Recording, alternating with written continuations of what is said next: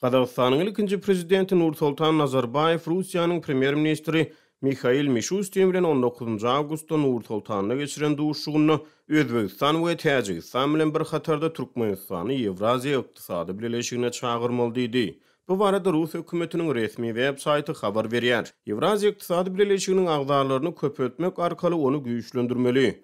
Özbegistan we Täjikistan Ewraziýa ykdysady birleşigine bolmaly. Türkmenistan bilen hem işleşmeli. Men bunu mundama aýdyp gelýär diýip Nazarbayew aýtdy.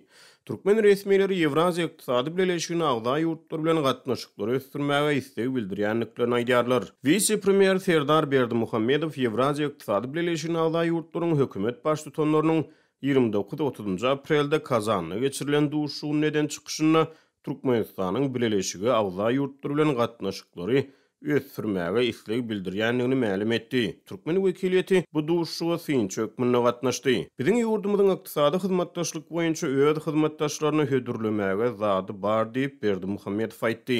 Türkmenistan Ewraziýa ykdysady birleşiginiň agzasy ýöne birleşik bilen Türkmenistanyň arasyndaky ýygjanlaşýan gatnaşyklary taraplaryň arasyndaky import-eksport sanlaryny görmek bolýar. Birleşigiň hasabatyna görä Türkmenistan geçen ýylyň ikinji ýarymyna birleşik agda ýurtlardan import edýän haritlarynyň hususan yer almanyň, buğdaýyň, şekeriň we günewakar ýagynyň mösperini odalyk ýyllar bilen deňeşdirilene epesli ýokurlandyrdy. Muňa garamazdan Merkezi Aziýa boýunça ekspert Bruce Panier'in pikiriçe Türkmenistanyň häzirki şertlerine ýurdun ykdysady birleşigi agda bolmak mümkinçiligi ýaly gorly. Sebäbi birleşigi agda bolmak Türkmenistanyň ykdysady we sowda gatnaşyklaryna açaçanlygy we aýdynlygy talap eder. Bu hem Türkmen hökümetiniň iş ýörediş tilsimine gabat gelmeýär. For Turkmenistan, I just don't see how that's really going to work because, especially the way Turkmenistan keeps books and runs its economy. Men Türkmenistanyň birleşigi nädip agda boljakdygyny göz ýetirip bilmeýärin. Hususan bu Türkmenistanyň hasap hisip işleriniň tertibi, ykdysadyýety dolandyryş tilsimleri babatyna şeýledir. Türkmenistan özüniň maliýe işleri babatyna juda açyk we açaçan bolmaly bolar.